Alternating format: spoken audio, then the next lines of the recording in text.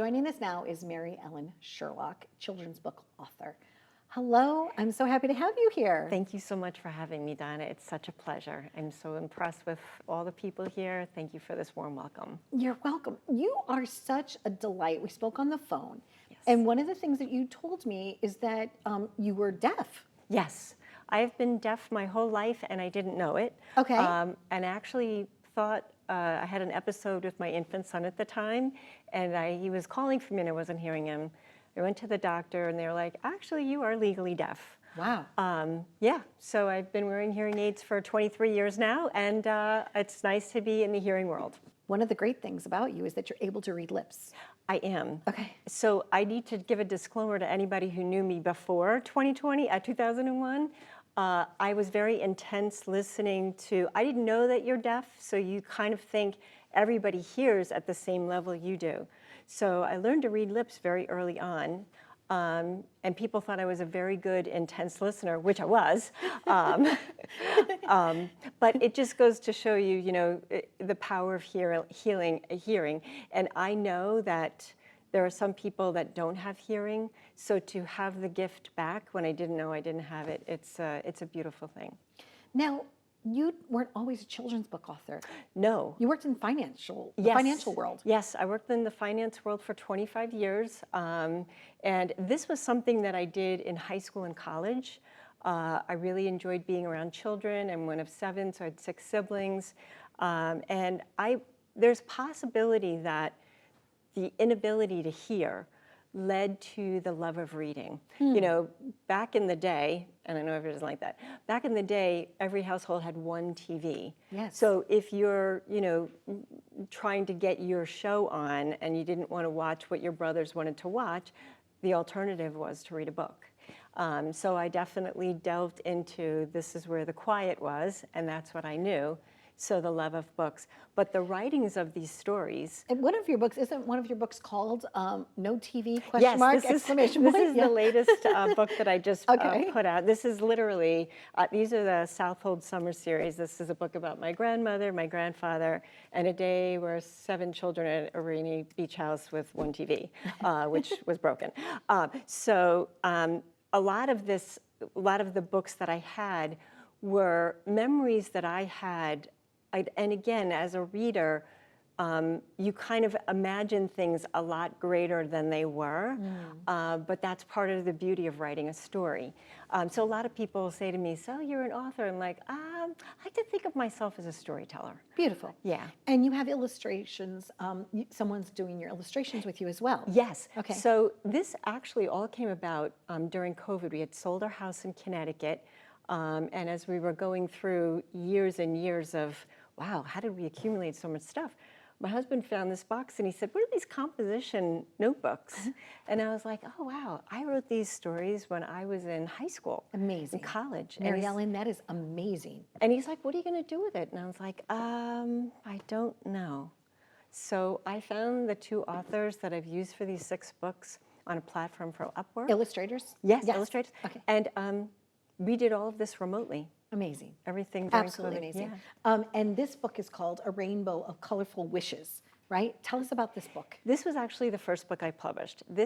I was so fortunate to work for a wonderful gentleman who owned a nursery school in Manhattan. And I got very close to the children and the families, and he asked me to do the commencement speech for their pre-K class. And since the kids actually know their colors, every single color was a wish. And one of the parents came to me afterwards and she said, the purple color, the wish was that purple is the color of forgiveness. We hope that you will learn to say 3 very brave words. I am sorry, both to yourself when you've let yourself down, or to others when they've hurt you or you've hurt them. And she said, Mary Ellen, when I grew up, we didn't say sorry. Sorry was not a big transactional thing. You could say, oh, it's disappointing, or, you'll get over it. And so I feel nowadays it's probably something that we should say more of, but more often to ourselves. More often to ourselves. So red, this is the red. It says, our red wish for you is about love. We hope you will be kind to yourself, loving every magical thing that you are. And when you love yourself, you will see how easy it is to love other people. Yes. Just so simple, Yes. so straightforward. Yes. Right? It's lovely. And I feel like this is the time where you want children to get that message, because once they have it, they carry it with them. Sometimes maybe it won't always resonate with them as they grow older, but if you could start to teach them earlier, that's always the greatest wish you can give a child. What, as if these are your children, what is your wish for your series of books? It's funny, I was at a camp this morning, which was so fun. I mean, these little pickles, there's no school, but the first thing I'm going to say to them is, how many of you guys are reading for summer? And, it's so great to see them raise their hand. But I also ask, how many of you think about writing a book? I mean, everybody's got a story, right? Even as we get older, like you meet somebody, so what's your story? But there is a story, and that is something that is sacred to them. This is sacred to me. These summers with my grandmother, going to the lighthouse with my grandfather, it was so sacred to me that it was important to immortalize it in a book. And not everybody does these things, but at some point it resonates with somebody, especially children. And that for me is the fun part. Writing a book is great, sharing it is the joy. Yeah. And I feel for me too, the whole entire show, I would not have a show if it wasn't for the storytelling. Yes. Right? Or to connect with you when you were like 7, 8. Today, I had Yes. a guest on, Mary Ellen, and he started walking dogs at the age of 12. He walked his neighbor's dog because he noticed that she was like tired and weary at the end of the day. Right. Now he grew up to have this pet service business. Yes. I love the stories. Yes. I love the people. I'm so passionate about it. Yes. And maybe someone's not having the greatest childhood, but if they can pick up your book Right. and they can read about an experience, Right. it's almost as if they're having it themselves. Exactly. It's healing. It's very healing, and I'll be honest with you, the most interesting thing that I get is the people who buy the book, especially Beach Bounty, it's the grandmas. Yeah. Because this is me and my grandmother, and they're like, this is what I want to do with my grandchild or my granddaughter, to have these special moments. And we're so fortunate to live on Long Island where there's water and whatever. Lasting memories. Exactly, lasting memories. So. And even the little tiny snails that you could speak to and you sing to them and then they Yes. come out and say hello. Yes, exactly. I forgot what they're called. I think they're echo snails or something like that. But there's so much in nature Yes. that we just take for granted. We just need to take a moment and look around. It's so funny. I do this meditation in the morning. It's this 5-minute meditation. I follow this wonderful woman named Nikki Dyer. Just recommend her. She's terrific. But she says every day start your day with gratitude. And I think that's it's a difficult place to focus on now. There really is a reason why they call it practice, because you really have to. And she said, gratitude is the act of noticing. You just notice the things, but in the fast pace of life, or when you're just have a lot of things that are difficult or weighing you down, it is very hard to notice the things that you are grateful for. And so in some way, these books are all something that I felt gratitude for.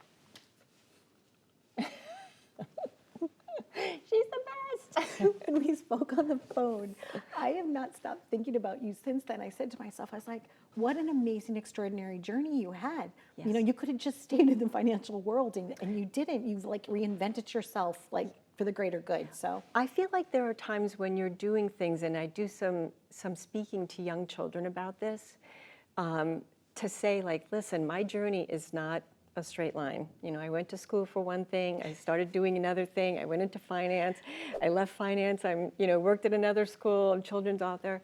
But if I'm trying to give you some advice or your purpose in life, in my opinion, is not what you do. It's who you are whenever you're doing any of those things. Are you a good person? Are you of good character? Are you a hard worker? Are you a good friend? Are you a good listener? Wasn't for a while. But whatever you're doing, the essence of who you are as a person, as long as that doesn't change based on the audience, the industry, who you're interacting with, what your salary is, it's who you are as a person. both for the hearing and the non-hearing world, this reading is great. Yes, Something that kind of can unify. Yes, I do have to make a confession though. Yes. even though I wear hearing aids, I, at times, will not. Because I know people like, my kids will be like, do you have your ears in? And I'm only saying that because there is so much that you hear in silence that I miss it. Wow. Just no noise, nothing, just stillness. And you can get a lot of peacefulness, you can get a lot of ideas. You listen to away from the other stuff that can be very difficult. It's beautiful. Thank you, Mary Ellen. My pleasure. Thank you for having me. It was so nice to be here, Donna. Thank Nice to you. have you here. Thank you. Thank you for watching this segment. If this is something you've always had on your heart to write a book, please write it. Write down your memories, your thoughts, make a difference, connect with another soul. Mary Ellen Sherlock was here. Thanks for watching.